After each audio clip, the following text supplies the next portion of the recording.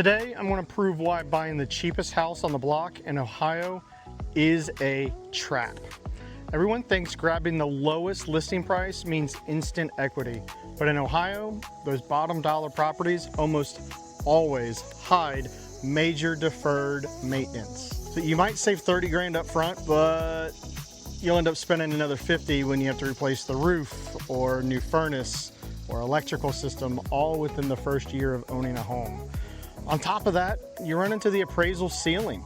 If you over improve your home, appraisers will still pull comps from the lower end properties next door on your street, but you won't get the extra value because you put in all that extra money.